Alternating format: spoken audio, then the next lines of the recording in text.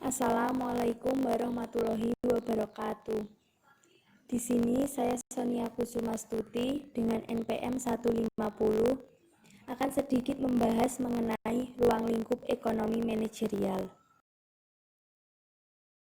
Untuk yang pertama akan membahas tentang pengertian ekonomi manajerial. Sebenarnya apa sih ekonomi manajerial itu?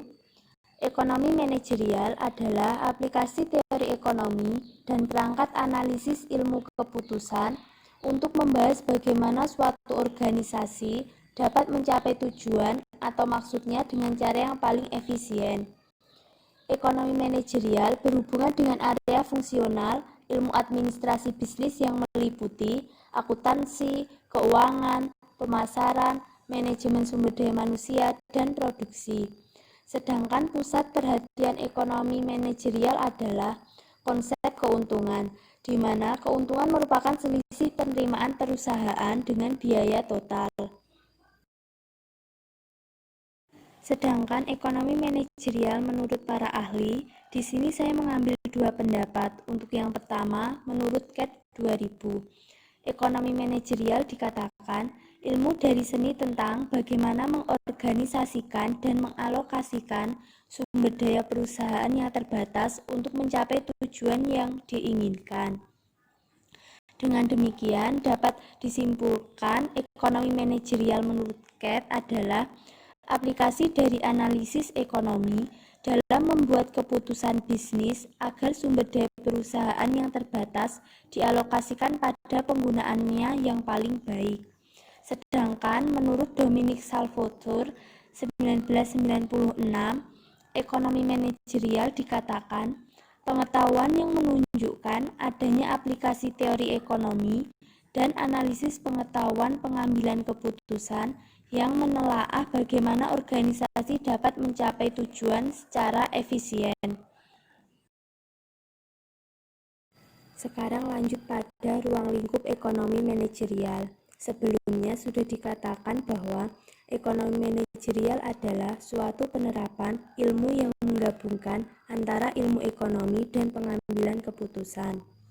Dalam ruang lingkup ekonomi manajerial sendiri ada tiga hubungan. Yang pertama, hubungan dengan teori ekonomi.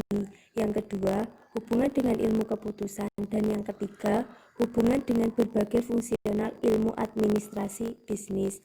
Kita akan bahas satu persatu mulai dari hubungan dengan teori ekonomi. Di sini terdapat dua, yaitu ekonomi mikro dan ekonomi makro. Ekonomi mikro mempelajari mengenai tingkah laku ilmu ekonomi secara individual sebagai unit pengambilan suatu keputusan dalam sistem perdagangan bebas.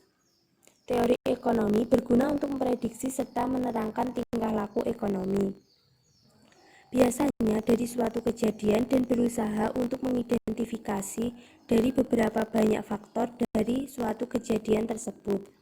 Sedangkan ekonomi makro yaitu ilmu yang membahas output, konsumsi, pekerjaan, investasi, dan harga secara keseluruhan di perekonomian. Dalam ekonomi makro melihatnya secara agregat, seperti yang sudah dijelaskan tadi, seperti output, pendapatan, investasi, keseluruhan harga, dan harga total. Di dalam hubungan dengan teori ekonomi, kita akan pelajari yang namanya ilmu ekonomi. Di sini terdiri dari 4 sektor penentu perekonomian. Untuk yang pertama, C. Sebagai konsumsi dari sektor rumah tangga, yang terdiri dari sekelompok individu yang dianggap homogen dan identik. Yang kedua, I. Investment, sebagai investasi dari sektor usaha atau perusahaan, terdiri dari sekelompok perusahaan yang produksi barang dan layanan. Yang ketiga, G. Government, sebagai pengeluaran pemerintah dari sektor pemerintah, yang memiliki kewenangan politik untuk mengatur kegiatan masyarakat dan perusahaan.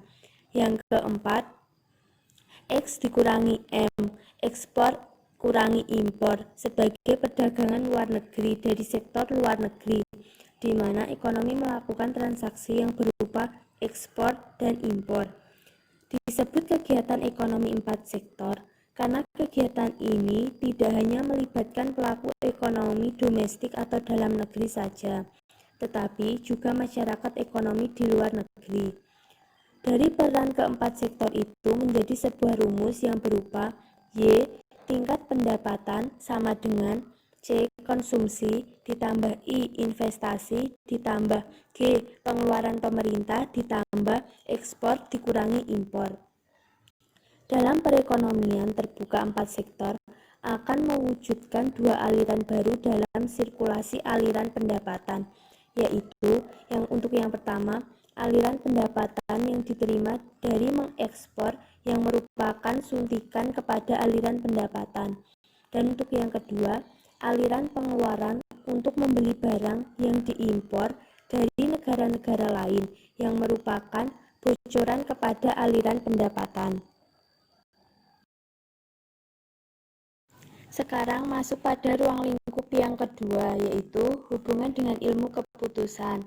Di sini ilmu keputusan mempergunakan perangkat matematika, ekonomi, dan juga ekonometrik guna untuk membentuk serta menestimasi model yang ditujukan untuk perilaku optimal suatu perusahaan.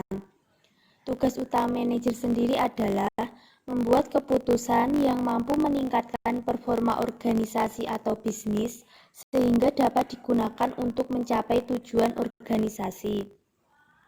Sedangkan pengertian perusahaan itu sendiri yaitu organisasi yang dijalankan untuk merubah input menjadi output yang berupa barang dan jasa yang dapat diperjualbelikan.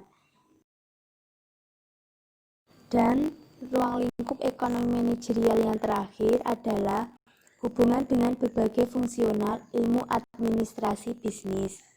Di sini menjadi latar belakang dalam pengambilan keputusan yang meliputi akuntansi, keuangan, pemasaran, manajemen sumber daya manusia, dan produksi.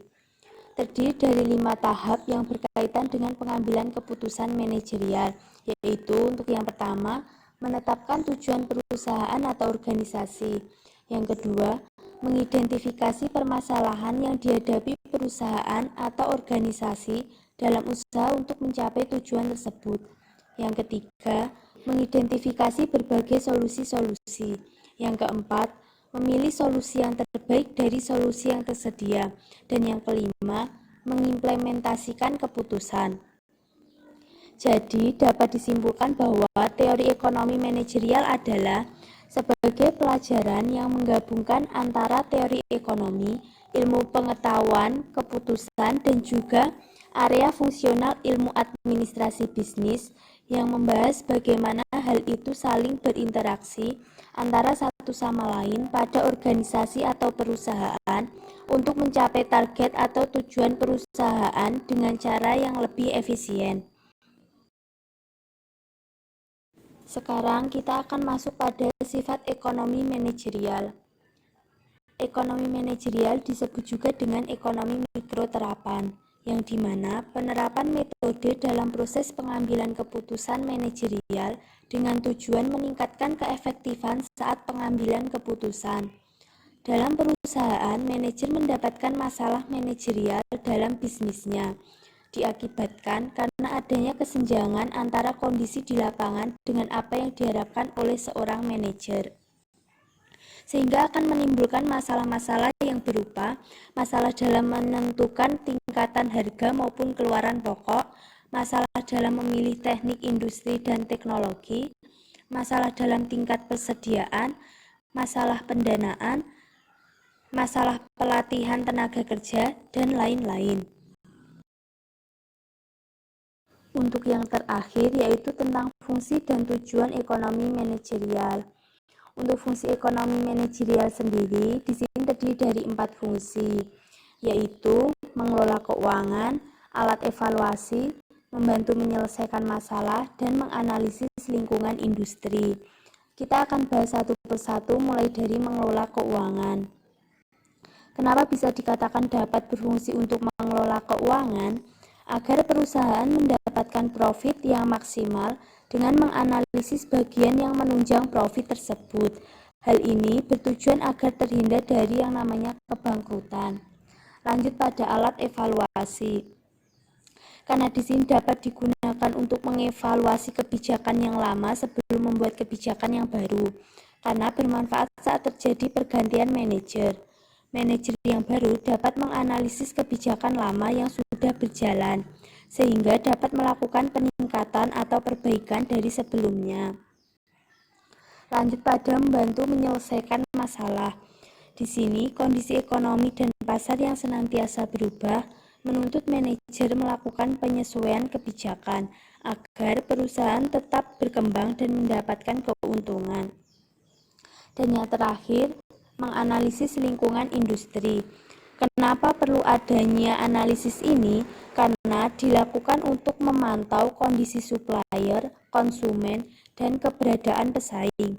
Hasil analisis selanjutnya dapat digunakan untuk menunjang keputusan yang diambil guna meningkatkan profit perusahaan.